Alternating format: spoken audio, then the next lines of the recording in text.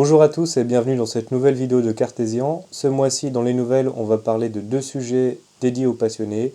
Et pour le sujet technique, on va parler des process d'assemblage. Allez, c'est parti.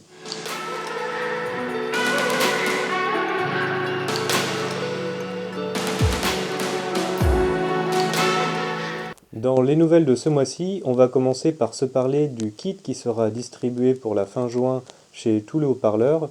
L'enceinte s'appelle Courtisane 4.2, on avait déjà fait la Courtisane 4.1. On l'a un petit peu modifié pour ce kit destiné aux passionnés. C'est le kit qui utilise donc le Sub 120 VHP-F et le tweeter TWT28 VHP. Alors je vous la montre, on a avancé sur le kit, on s'en est fait une version en noir, donc voilà à quoi ça ressemble, c'est vraiment très compact comme produit. On a donc les deux haut-parleurs en façade et à l'arrière on a l'évent, donc ici, donc c'est un évent laminaire, et puis le bornier qui accepte le bicablage. Alors le filtre sera livré sur PCB et vous pourrez le visser directement sur ce bornier. Pour ceux qui ne souhaitent pas faire l'enceinte en passif, vous pourrez toujours ne pas acheter le filtre et puis accéder directement via le bicablage au haut-parleur et utiliser votre filtre actif derrière en amont de l'enceinte. Alors on a essayé de faire cette enceinte pour qu'elle soit la plus neutre possible et qu'elle ait le plus grand spectre d'utilisation possible. Ça peut être des petits retours de moniteur studio si vous faites du home studio par exemple. Ça peut être une paire d'enceintes hi-fi stéréo pour votre salon. Vous pouvez faire aussi un petit home cinéma assez musclé avec cette enceinte.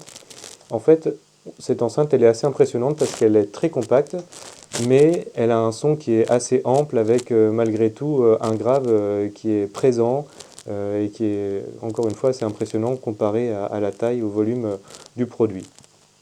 On vous conseille quand même d'utiliser un haut-parleur, pardon, pas un haut-parleur, un amplificateur qui soit au moins de 80 watts par enceinte, de façon à pouvoir vraiment exploiter l'enceinte au mieux. Si vous utilisez des petits amplis classe D, comme on trouve un peu partout, qui font 30-40 watts, vous n'exploiterez pas toute l'enceinte avec ça. Donc ce kit sera disponible bientôt chez tous les haut-parleurs. Et on pense que c'est vraiment un kit idéal pour ceux qui vont commencer à faire leur première enceinte do it yourself ou les plus expérimentés qui souhaitent faire un projet un petit peu fun.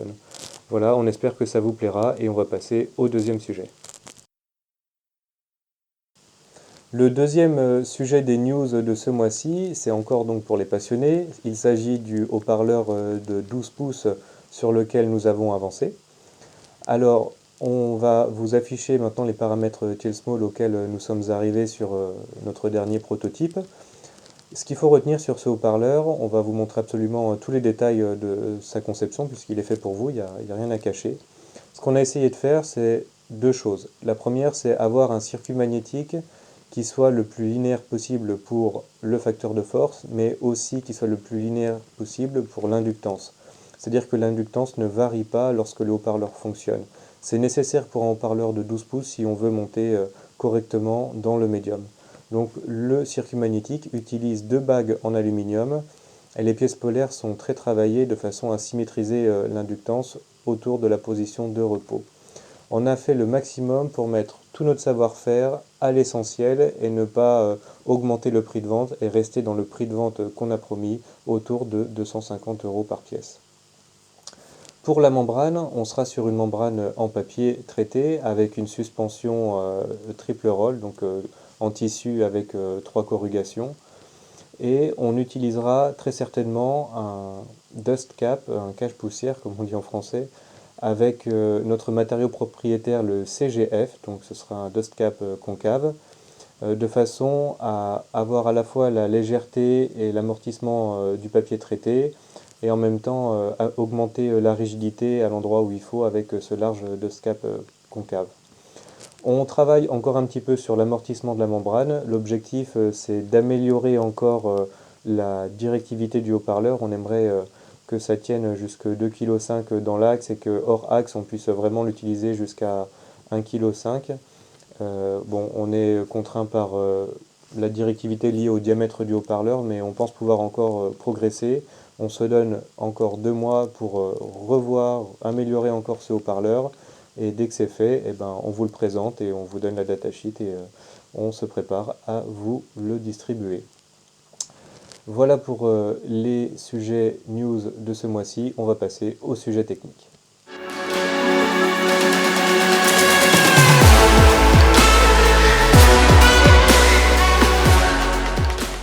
Aujourd'hui, pour le sujet technique, on va se parler de l'assemblage des haut-parleurs. Alors on va le faire parce qu'on a reçu plusieurs questions par email ou même on a vu des discussions sur les forums pour savoir où étaient fabriqués les haut-parleurs cartésiens. Alors je vais répondre aujourd'hui en toute transparence, vous saurez absolument tout. Ce qu'il faut commencer par dire, c'est que quand on cherche un composant pour fabriquer l'un de nos haut-parleurs, par exemple une membrane avec un matériau innovant que l'on est en train de développer, ou un spider avec un profil particulier, un grade d'aimant un peu plus évolué, la première chose, c'est que on cherche un fournisseur partout dans le monde qui soit capable de nous accompagner. Alors le filtre, il se fait à deux niveaux. D'abord, ceux qui ont envie de nous accompagner, par exemple pour les membranes, il y a des fournisseurs qui vont nous répondre qu'ils font toujours les mêmes membranes depuis 50 ans, que ça convient très bien à plein de fabricants de haut-parleurs et qu'ils ne voient pas pourquoi ils devraient essayer de faire mieux pour Cartesian. Donc ça c'est le premier filtre, la volonté de progresser. Et puis le deuxième filtre, il se fait sur la capacité du fournisseur à nous accompagner.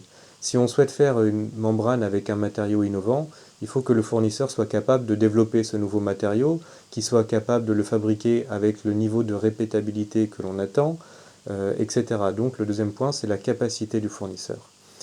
Et le choix du fournisseur se fera sur la qualité du composant qu'il est capable de livrer, quelle que soit sa nationalité. Je vous prends un exemple très concret. L'acier utilisé pour les pièces polaires des circuits magnétiques. On fait partie des rares fabricants de haut-parleurs à se soucier de la qualité de cet acier-là. Il faut un acier à très faible teneur en carbone, et il faut que le carbone contenu dans l'acier soit réparti de manière homogène. Sans ça, on a un champ magnétique qui n'est pas homogène autour de la bobine, et on a, lorsque le haut-parleur fonctionne, ce qu'on appelle un rocking mode, c'est-à-dire que la bobine ne sort pas de manière droite, mais elle sort un petit peu de travers. Alors ça limite les longues excursions des haut-parleurs, et nous, on aime bien faire des haut-parleurs qui ont une grande plage d'excursion linéaire. Alors, pour la qualité de l'acier que l'on souhaite, on a trouvé un seul fournisseur dans le monde capable de nous fournir cet acier, et il est au Japon. Alors, l'acier des pièces polaires des haut-parleurs cartésiens vient du Japon. Je pourrais prendre d'autres exemples, comme le matériau utilisé pour notre spider. On a un spider propriétaire avec un profil qui est protégé. On appelle ça le Dynamic Spider. Ça permet d'avoir une force de rappel du spider qui reste constante sur une large plage d'excursion autour de la position de repos, et donc de ne pas avoir la fréquence de résonance du haut-parleur qui varie quand le haut-parleur fonctionne. Et pour faire ce spider-là, le matériau est un dérivé du Nomex, et on a trouvé un seul fabricant qui est en Chine pour nous faire ce matériau-là. Donc le matériau utilisé pour les spiders cartésiens vient de Chine. Je pourrais prendre plein d'autres exemples comme ça, mais vous avez compris que ce qui primait pour nous, c'était pas la nationalité du fabricant, c'était sa capacité à fournir le composant que l'on souhaite. Maintenant, pour l'assemblage du haut-parleur en lui-même. Alors, nous avons deux lignes d'assemblage, une dans le sud de la Chine et une en France. L'utilisation de l'une ou l'autre dépend de la quantité de haut-parleurs à assembler. Pour les quantités supérieures à 500 pièces, c'est notre ligne d'assemblage en Asie qui va faire l'assemblage. Pour les commandes jusqu'à environ 200 pièces, c'est notre ligne d'assemblage en France. Alors, ce qu'il faut savoir, c'est que les deux lignes d'assemblage sont rigoureusement identiques. Ce sont les mêmes machines de collage, ce sont les mêmes cols, ce sont les mêmes contrôles qualité. Moi-même, si j'avais deux haut-parleurs posés sur la table, l'un assemblé en France et l'autre en Asie, je serais bien incapable de dire lequel a été fait où. Il n'y a absolument aucune différence d'assemblage. Pour autant, les haut-parleurs qui sont assemblés en Asie sont plus souvent dédiés aux marques du hi-fi qui commandent des volumes qui sont plus importants, à partir de 500 pièces, comme je disais, et c'est absolument nécessaire de le faire en Asie pour pouvoir conserver notre compétitivité. Maintenant, ce qui compte vraiment, c'est le processus d'assemblage. C'est-à-dire qu'il y a deux grandes façons d'assembler un haut-parleur. Il y a la manière traditionnelle qui est la plus répandue, vraiment très majoritairement répandue, qui consiste à assembler d'un côté le circuit magnétique et le châssis, et de l'autre côté les parties mobiles, c'est-à-dire bobine, spider, membrane et suspension. Alors, ce qui est fait dans ce cas-là, c'est que les parties mobiles sont assemblées ensemble, on a un sous-ensemble, et on va venir coller ce sous-ensemble sur le châssis. Ce qu'on reproche à cette méthode, c'est qu'on est incapable de dire où se situe la bobine dans l'entrefer en hauteur, c'est-à-dire qu'on est incapable de dire si on a un offset ou pas sur le haut-parleur, et puis on est incapable de dire si les suspensions sont dans leur position de repos lors de l'assemblage. Donc là également, on peut avoir un offset au niveau des suspensions. On est incapable de le dire parce que chaque pièce a ses tolérances de fabrication, ses tolérances dimensionnelles. Et lorsque l'on pose ces pièces-là sur le gabarit, on va encore ajouter des tolérances d'assemblage parce que le positionnement ne sera jamais exactement le même. Donc pour nous, c'est hasardeux et on n'assemble jamais un haut-parleur comme ça. Notre façon d'assembler un haut-parleur consiste à d'abord positionner la bobine au bon endroit, exactement au bon endroit dans l'entrefer, avec une jigs d'assemblage qui est dédiée à chaque modèle de haut-parleur. Et une fois que la bobine est correctement placée, on vient ajouter d'abord le spider, puis la membrane et sa suspension, en s'assurant que les suspensions soient bien en position de repos lors du collage. Alors certes, cet assemblage est plus coûteux, mais il assure que chaque haut-parleur assemblé soit conforme à notre haut-parleur de référence qu'on a validé sur Clipel, et donc qu'on ait une stabilité dans notre production. On voit bien qu'avec cette réflexion, ce qui fait la qualité d'assemblage d'un haut-parleur, c'est pas tellement le lieu où il a été assemblé, mais c'est la manière dont il a été assemblé. On va citer personne, mais il y a des marques en France qui assemblent encore les haut-parleurs à l'ancienne, et pour en prendre quelques-uns de temps en temps en benchmark, on voit que d'un haut-parleur à l'autre, il y a des différences qui sont énormes, il y a des haut-parleurs qui ont un offset. Bon alors pour la plupart des gens qui vont pas forcément faire attention à ce genre de choses, ça va passer inaperçu, mais si on est exigeant et si on veut faire progresser le monde de la reproduction sonore, eh ben, il faut utiliser ce genre de méthode un peu plus rigoureuse et qui va vers le progrès. Si je devais résumer ça d'une phrase, je dirais que pour Cartesian, ce qui compte, c'est pas là où on fait les haut-parleurs ou là où on fait les composants, mais comment on les fait et à quel niveau de qualité on arrive. Notre seul but, c'est de faire progresser le monde du haut-parleur, le monde de la reproduction sonore, en faisant mieux. Alors, je voudrais aussi profiter de ce sujet sur l'assemblage des haut-parleurs pour souligner le fait que les haut-parleurs qui seront vendus à tous les haut-parleurs à partir de maintenant seront assemblés en France, puisque nous sommes en train d'investir dans une nouvelle ligne d'assemblage en France, de façon à produire plus de quantité en France. Je voudrais souligner le fait qu'avec nous, notre distributeur Tous les haut-parleurs nous accompagne et s'engage à ne pas augmenter les prix l'année prochaine, alors que les produits nous coûtent plus cher et leur coûtent un petit peu plus cher, puisqu'ils sont assemblés en France et puisque nous vivons actuellement une période de crise avec une augmentation un peu folle des matières premières. Donc c'est clairement un acte engagé que l'on partage avec notre distributeur. On va faire plus de produits en France et on va conserver les prix de vente comme ils sont aujourd'hui chez tous les haut-parleurs. Ça me paraissait assez important pour vous le dire aujourd'hui. Voilà pour le sujet du jour. Je pense que l'assemblage des haut-parleurs est un sujet extrêmement intéressant, extrêmement important.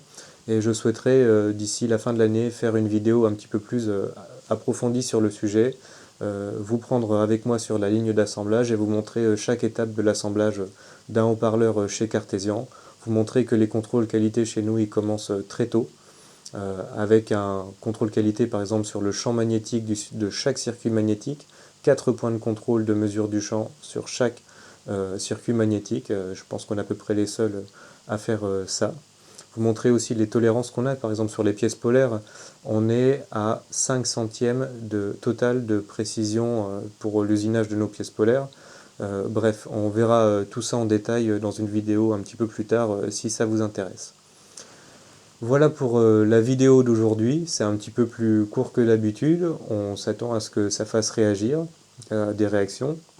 Donc mettez des commentaires, dites-nous ce que vous pensez, et puis c'est bien de partager tout ça avec vous. Je vous dis bonne semaine, bon mois, et à bientôt. Au revoir.